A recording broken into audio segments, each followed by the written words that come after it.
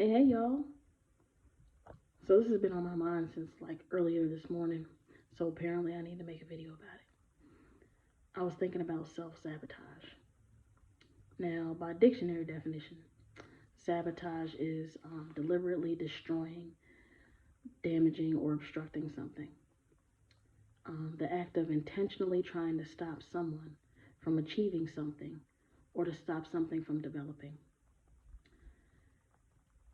And as I think back, it's easy now for me to see that there were a lot of situations in life that I sabotaged myself, right? And there's lots of reasons we may sabotage things. Maybe because you're scared, maybe because you feel like you're not ready, maybe because you feel like you're not worthy. There's probably other reasons as well, but only you will be able to determine what those reasons are for you. And I can think of things and situations that I was in where I ruined or stopped dead in its tracks something that was or could have been pretty awesome. And I didn't do it just once, I did it multiple times, right? So if you um, have, like, it seems like all the things are connected, right? So if you have negative thoughts, negative feelings, if you have negative beliefs, all those things stop you from living and becoming the person, your best version, right? So all of those things work together. So if you believe that you're not worthy of something, then that means that that's going to stop you from doing a lot, right? If you believe that you cannot do something, it's going to stop you from doing a lot of things. So all of these things work together, and you are stopping your whole self from living your best life. So, story time. Let me tell you a story. Back when I was in college, I lived in, I went to school in Philly, and I lived in an apartment complex on City Line Avenue. I also worked at the Eckerd drugstore off the hill on City Line. So I would take the shuttle from the apartment complex to my job when on days that I worked, of course. So this one day I get on the shuttle, and the shuttle driver, he was an amazing um, older gentleman, and he and I were talking like we normally do, and he told me, you know, and they weren't his exact words, but something in the order of, the lottery has a system or something like that, and certain numbers come out at certain times. These are the numbers that are slated to come out tonight. Make sure you play them. I said, okay. Got off the van and went into my job. And because I am who I am, I can't handle all this money myself. Let me tell some more people. So I told the four gentlemen that I was close to at my job, hey, these numbers are coming out. Play these numbers tonight. Okay. I close that night so I can see myself walking out of the store. Right now, in the mind's eye, I can see me walking out of the store because our store was right on the corner of the strip mall. And there was a gas station, I think it was a Sunoco, right on the corner there. So all I had to do was step down the wall, go in and buy a ticket. I literally stopped, looked over, took a step toward the gas station, stopped, backpedaled, thought about it, started going toward it again, and then just eventually just turned around and went home. Now we're not talking about just like $1 million or something like that. It was something sick, like 600 something million. Like it was a sick amount of money. Um, and I did not play the numbers. Next day, get on the van. Driver says, "Did you play the numbers that came out?" I was like, "No, I didn't play numbers. Did you play the numbers?" He said, "No, I didn't play the numbers." Mind you, he is the one that knew they were coming out, and he didn't play them. I got off, went into my job. My boss, my manager was waiting for me with the newspaper in hand, open to the Numbers, data. The numbers came out. Look, did you play? Tell me you played. Nah, I didn't play. What? I didn't play either. None of the people at my job that I told played. We all had the keys to the kingdom, and we all dropped the keys down in the moat. Nobody played the numbers. Now,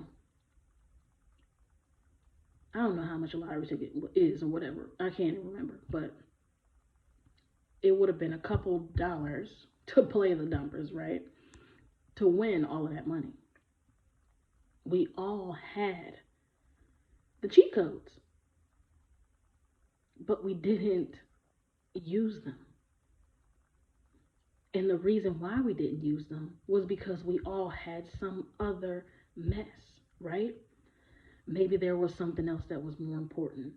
Maybe you decide you're going to do it later. Maybe they had some stuff like I did that they were unworthy, that they wouldn't be able to handle it, that, they couldn't do or whatever. What would they do with all that money, right? Right now, I can think of a lot of things I could have done with that money, but that's neither here nor there. The point is that we all had the keys in hand and nobody used them. And there are a lot of times in life where we have keys in hand and we don't use them.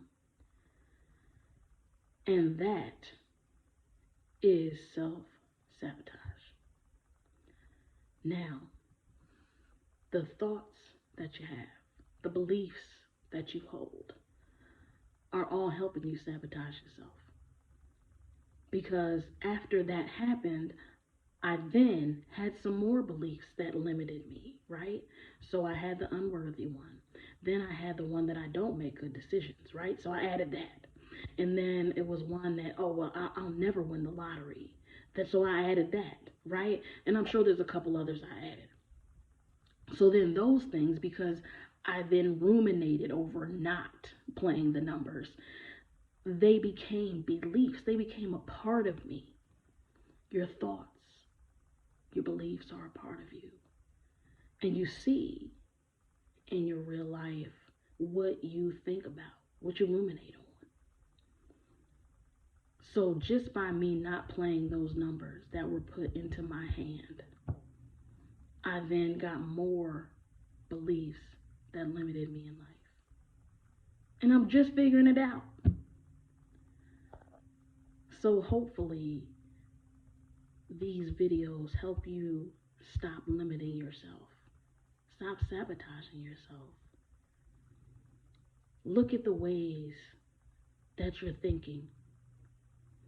I've had the privilege of, if you've ever heard of Reverend Dr. Iyanla Van Zant, I've had the privilege of taking a few classes with her. And she is a wise, wise woman. And I did not realize the keys that she was putting in my hands with what she was sharing.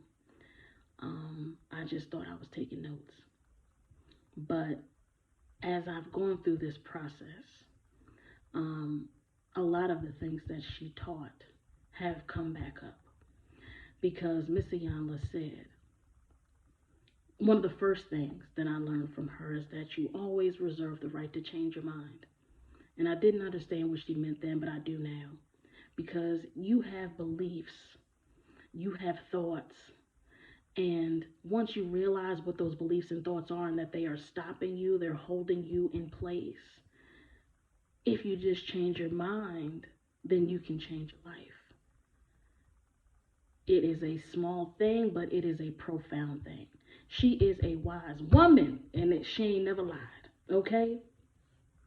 And she would give a lot of information. When she gives you a class, she don't give you no mess, okay? She gives you a lot of information, and she'll say, hey, look, I understand that this is a lot, but just take it in. It's going to come back when you need it.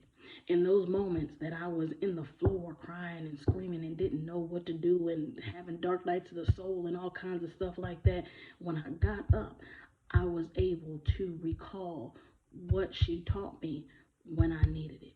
She ain't never lied. Whatever she put in, them seeds that she planted, they grew when it was time for them to grow.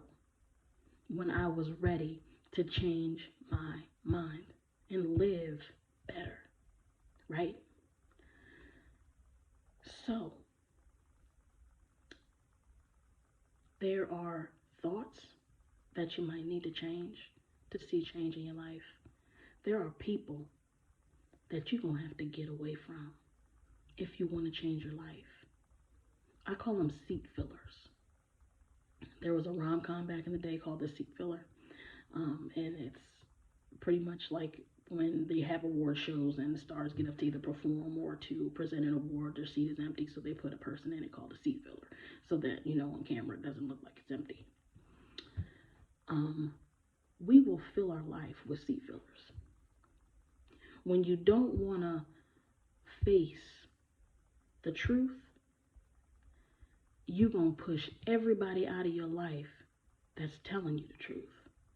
And you're going to fill them seats with some seat fillers. Seat fillers are yes people. Seat fillers tell you what you want to hear. Seat fillers say what you want to hear. They don't tell you the truth. Seat fillers usually are miserable too, right? They on your same wavelength, right? Life has been terrible, it's miserable, and it's everybody else's fault, right?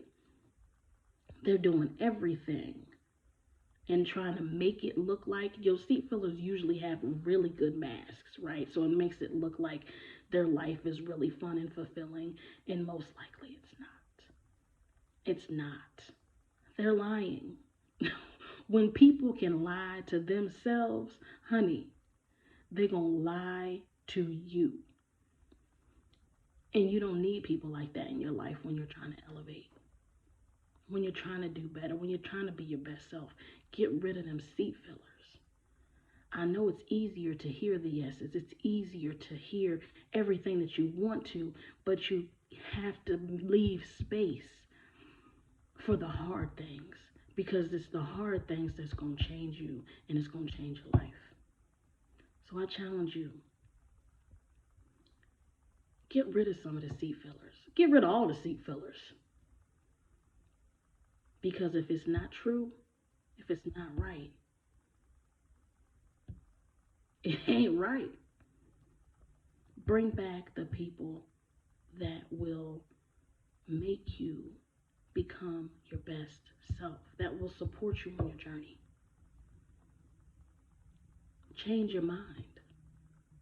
What belief is stopping you right now that you've held for years?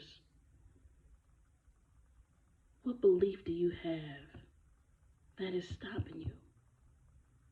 All you got to do is change your mind.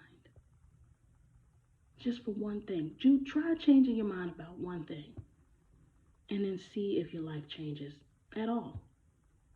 If it doesn't change, then fine, keep that belief. Don't forgive those people.